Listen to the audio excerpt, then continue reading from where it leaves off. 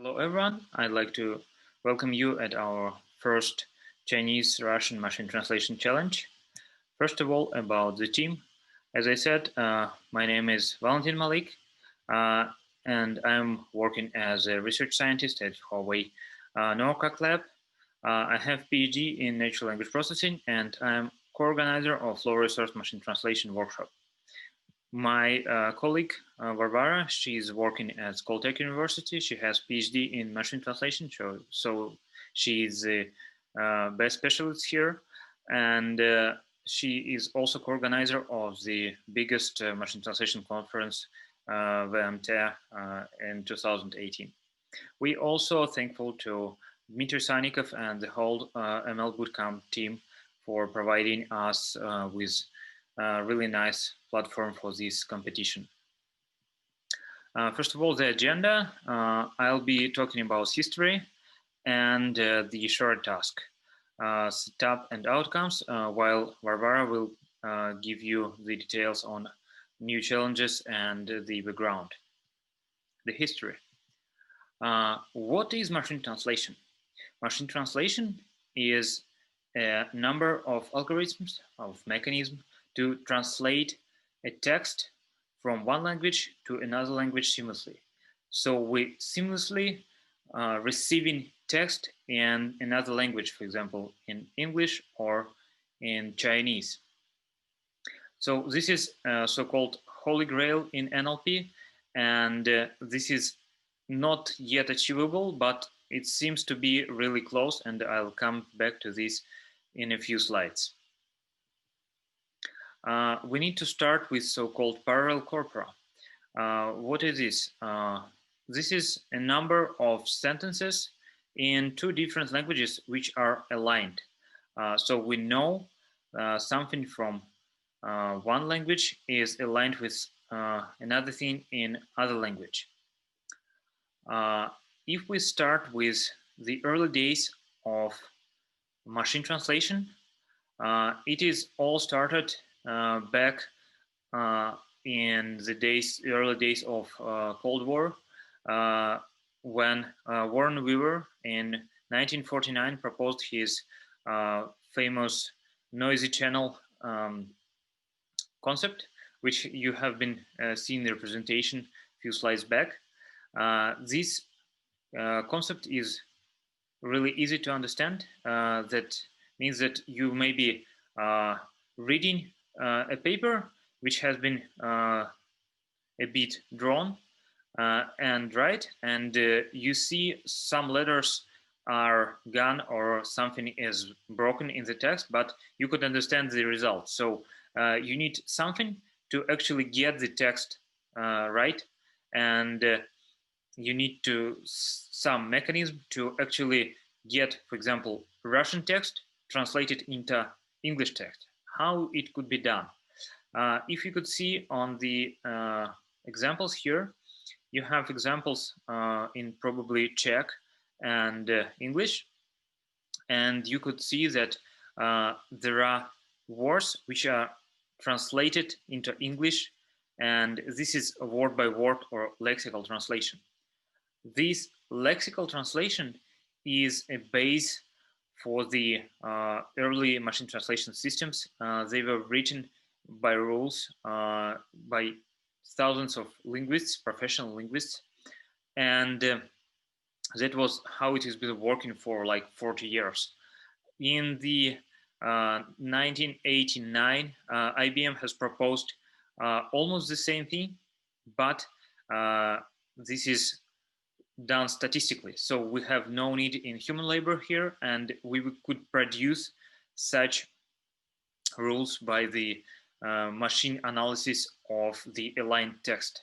This aligned text is still needed, and we need human labor to produce it, but this aligned text is much easier to actually get. So let us have a look on the IBM models here.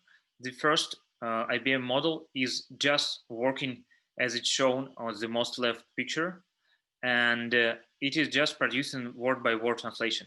The second IBM model is adding so-called nulls. So you could produce more than one word for one word in a sentence.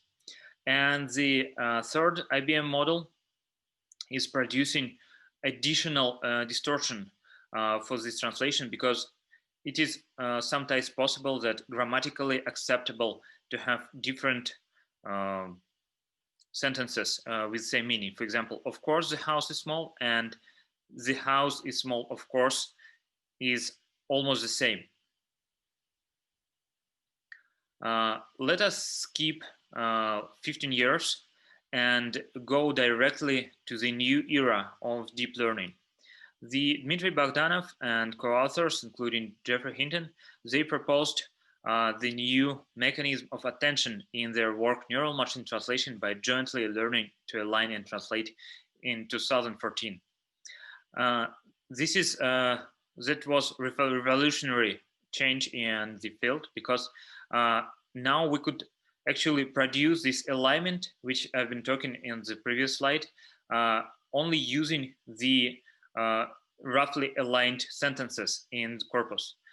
We still need a corpus of roughly aligned sentences, but we already could produce such rules only by analyzing the corpus itself without any explicit alignment.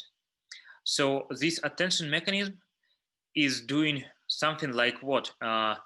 You're producing the vector with RNN, and this vector is compared to the output vector of this RNN.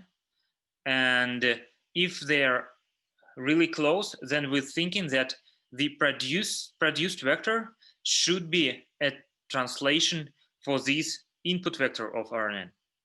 So this is so-called soft alignment here.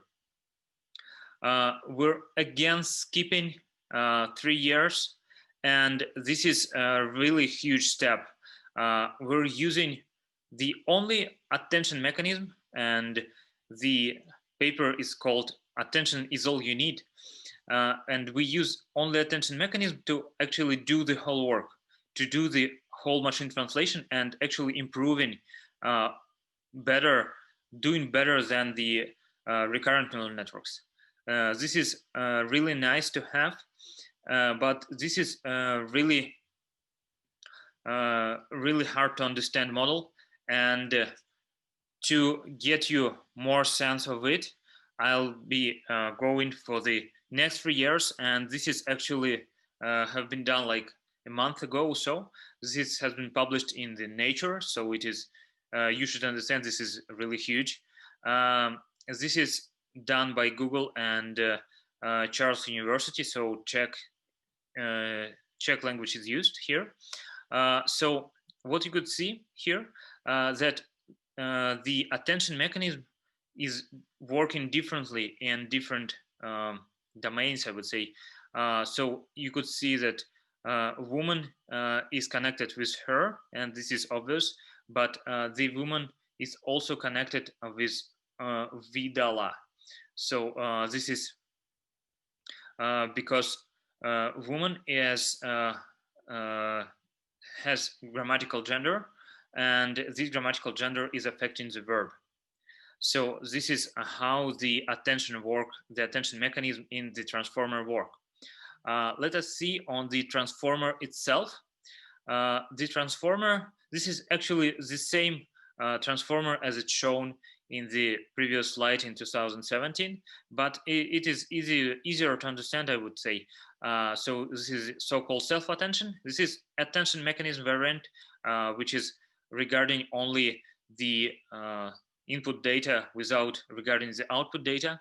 And there are some additional feed-forward, and this is fed into the deep representation, and this deep representation is used for the producing output, again with using self-attention and additional type of so-called encoder-decoder attention, which is actually attending, which is using the vectors from the input phase, from the input stage. Okay, this is really important, but another important thing that they are be using, this is actually so-called back translation. What is it? As you know, this work is devoted to Czech to English translation, so it is all starting with Czech to English. We have authentic data, authentic or gold data. The data that we know is good, and this data is used to train first model to translate from Czech to English. And this model is used to translate additional Czech data to English and train English to Czech model using the original data in reverse direction and this additional data. This is model 2. The model 2 then used again to translate from additional English data to the Czech and use this synthetic data to train new Czech to English model. This is model 3. And this model 3 and is again used to translate from Czech to English, producing the synthetic data for training new English to Czech data. So this is like back translation loop, and that mechanism is actually allowing the transformer to leverage on its own output and becoming better and better with this translation loop. But this is it for the first years of the first years of history, and ending with a few months back. And now I'm leaving my word to Varvara. Thank you.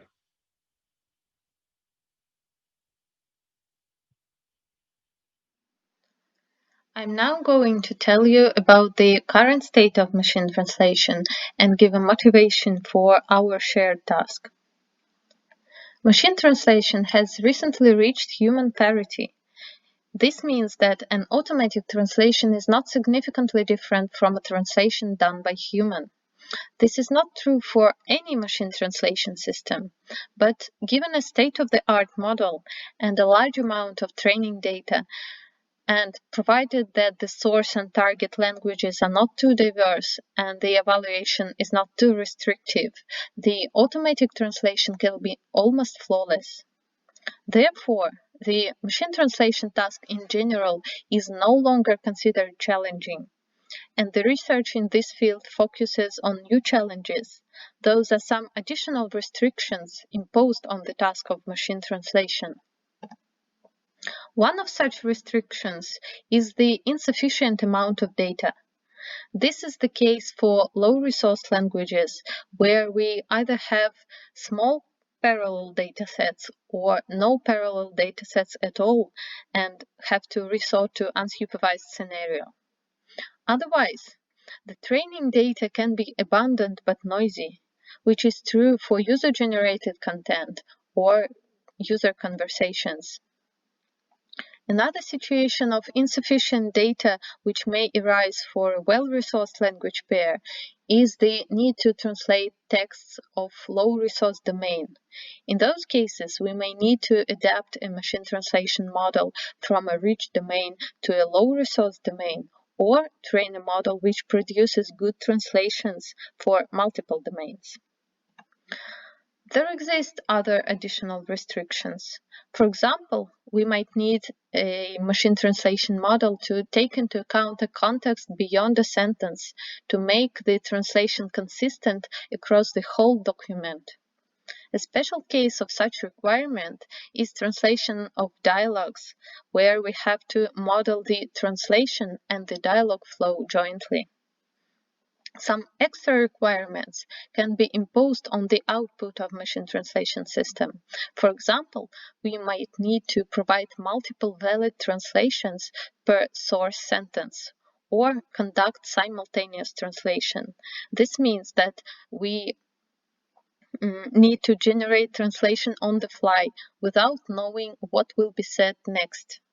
A machine translation model can also take into account some additional signals, for example, image or video.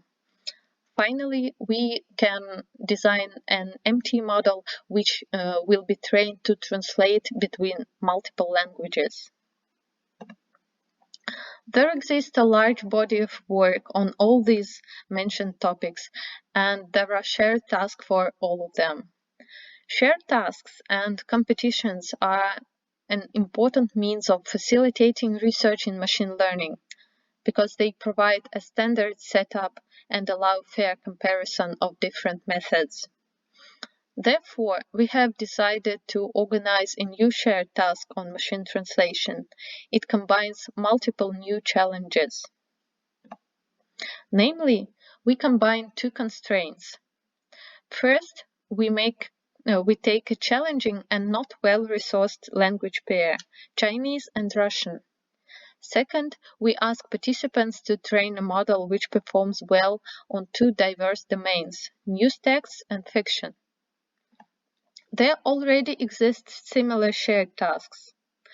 One of them, transfer learning shared task at the workshop of machine translation, requires adapting a model trained on news text to biomedical domain. Unlike our competition, in that competition there is only one target domain, biomedical. Another shared task, the open domain translation at the International Workshop on Speech and Language Translation, does not announce the target domain in advance, which we do. It also restricts the use of resources, whereas in our competition we don't have such a restriction. In addition to that, none of these competitions considers Chinese-Russian language pair. This is quite a challenging language pair for a number of reasons. First, natural language processing for Chinese is difficult per se because of issues with segmentation. Chinese sentences don't have white spaces between characters, so defining borders between words is often a difficult task for a computer. It produces much ambiguity. It also results in many errors, which will of course influence all the downstream tasks. Secondly, Chinese and Russian are quite different in terms of structure.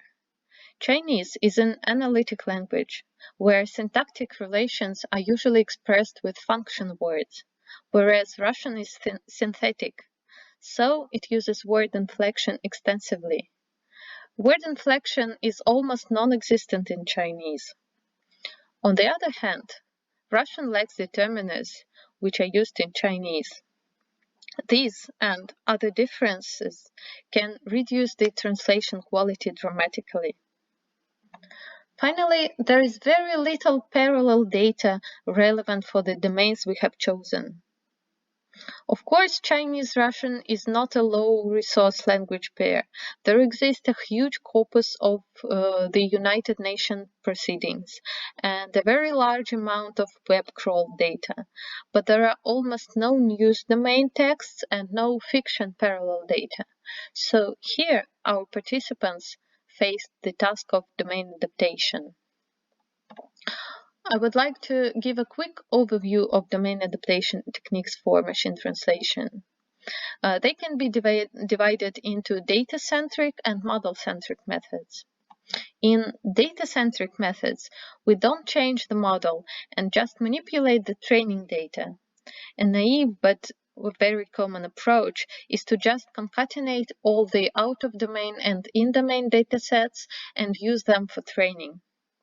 Otherwise, we can choose a fraction of data from the out-of-domain datasets, which is more similar to the target domain. Model-centric methods can manipulate the training objective. For example, we can first train on out-of-domain data and then fine-tune on in-domain corpus, or weight training instances differently depending on their relevance for the target domain. On the other hand, some more sophisticated methods suggest architectures tailored for multi-domain settings. For example, we can jointly train a translation model and a classifier that discriminates between domains. Otherwise, a translation model can discriminate between domains using special domain embeddings trained jointly with other parameters of a translation system. Finally, we can train multiple models and then ensemble them and mix them. We can use multiple translation models trained on different data sets and then generate the output jointly. Or we can leverage in-domain monolingual data by training a language model and then using it to score the translation. This is me again. What have been used for our challenge? We'll be using the subcorpus from a Russian natural corpus, which is called Chinese-Russian parallel corpus. There is 6,000 sentence pairs and 2 domains news documents. This actually news as Chinese news agencies, as Russian news agencies, and also fiction. Fiction, as far as I understand, are mostly Russian. This is famous Russian writer Chekhov, mostly. And we actually using this corpora to check the quality of the machine translation systems of our participants. We have not been providing any training data, official training data. So we just recommended our participants to produce their own training data wherever they want, and just to describe where they actually get it. And we actually have 2 presentations of our participants after my talk. They will be describing how they get their data. Okay, so about the evaluation. We used the classic machine translation metric of BLEU. I'll come back to this in a few moments. These systems were evaluated in a Docker. If you do not know what is a Docker, Docker is a mechanism of so-called light virtualization or host virtualization. So this is some virtual machine inside the running operating system, and the Docker is actually just can run any Docker container. Docker engine could run any Docker container with the same environment. This is the important thing of the Docker. So Docker just restricting the used resources. For example, for our participants, we have been using 16 gigabytes of RAM, 7 virtual CPUs. This is something about the normal CPU power, which has been divided into some chunks, and we are producing only these chunks to our participants, and no internet access. So we're able to control that the produced output is only produced by the system of a participant, not the internet system of somehow, for example, I know, Google API or something like this. As I said, the BLEU is a classic measure, and what is this exactly? This is when you have, for example, the overlap of some multi-word expressions from 1 to 4 words length. This is overlap between system output and reference translation or gold translation, human translation. And we compute this precision for n-grams. So how many n-grams in the output has been found in the reference translation. And we also actually adding brevity penalty. So we penalizing too short translations. We have at the right part of the screen, you could see the graphical representation of how we're actually comparing the text with these different n-grams.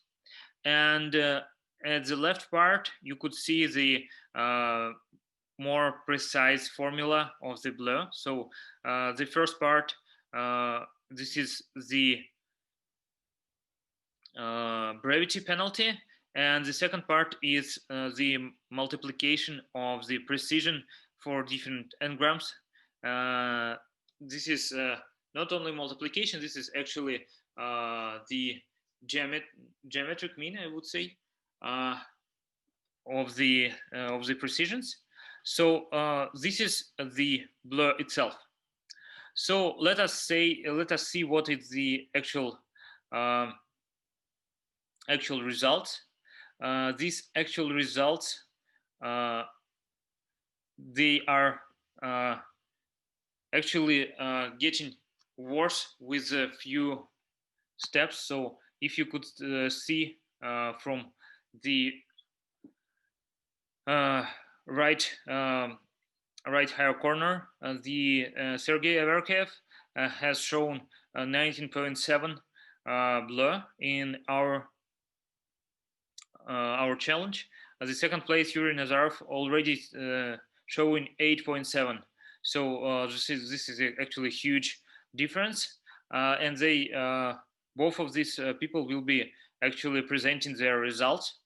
So other results are also dropping and dropping really fast. So there were 11 participants. They have produced more than 100 submissions, and this is, I think, almost it. And I'd like to actually answer your questions. And after answering your questions, we will go with Sergey and Yuri presentations. So thank you for your attention. Here is my contacts. So if you want to ask me a question, you could ask just after my presentation, or you could write me and I'll try to answer your question in some way. Maybe this is in Telegram, maybe email, as you want. So thank you for your attention. I'm open to your questions.